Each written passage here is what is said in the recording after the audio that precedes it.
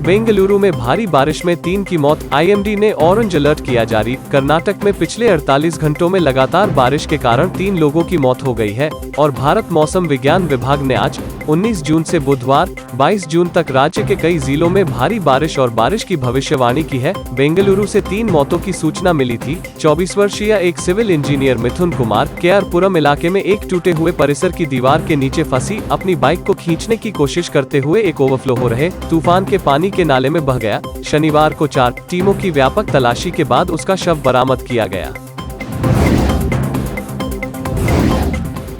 कोंकणी भाषियों ने कारवार के सड़क किनारे के पैनल कन्नड़ और देवनागरी लिपि में लिखे जाने की मांग को लेकर विरोध प्रदर्शन किया। यह करावा के नगरपालिका के उकसावे के कारण है। पहले दोनों भाषाओं में गाइड बोर्ड थे, हालांकि कन्नड़ समर्थक संगठनों के विरोध के बाद देवनागरी ने कन्नड़ पात्रों को बनाए रखने के लिए स्क्रिप्ट को हटा दिया।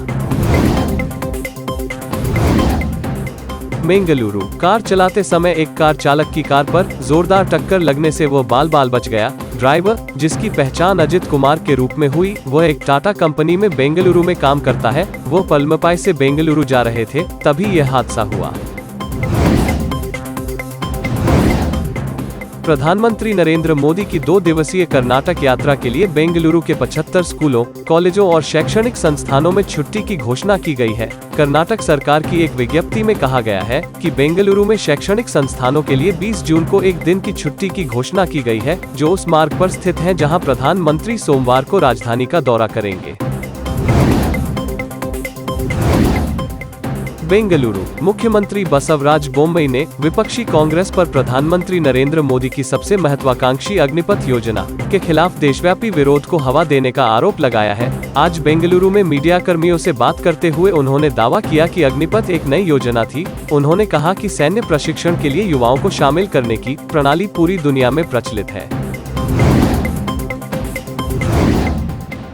कर्नाटक यह सुझाव देते हुए कि अग्निपथ योजना आरएसएस के छिपे हुए एजेंडे का हिस्सा हो सकती है। कर्नाटक के पूर्व मुख्यमंत्री एचडी कुमारस्वामी ने आज रक्षा बलों के लिए केंद्र की नई भर्ती नीति पर सवाल उठाया, जिसने देशव्यापी विरोध शुरू कर दिया है। उन्होंने यह भी सोचा कि क्या यह योजना आरएसएस द्वारा सत्तारूढ़ भाजपा का वैचारिक फ्रंट एडोल्फ हिटलर के समय में जर्मनी में नाजी पार्टी की तर्ज पर सेना पर नियंत्रण करने का एक प्रयास है।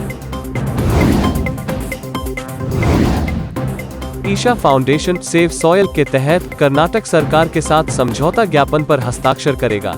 इसके संस्थापक जग्गी वासुदेव ने शनिवार को कहा कि ईशा फाउंडेशन अपने मिट्टी बचाओ अभियान के तहत रविवार को कर्नाटक सरकार के साथ एक समझौता ज्ञापन पर हस्ताक्षर करेगा। आध्यात्मिक गुरु ने संवाददाताओं से कहा कि कई अन्य मंत्रियों के साथ पैलेस ग्राउंड पहुंच रहे हैं, जहां मिट्टी बचाओ पर एक समझौता ज्ञापन पर हस्ताक्षर किए जाएंगे।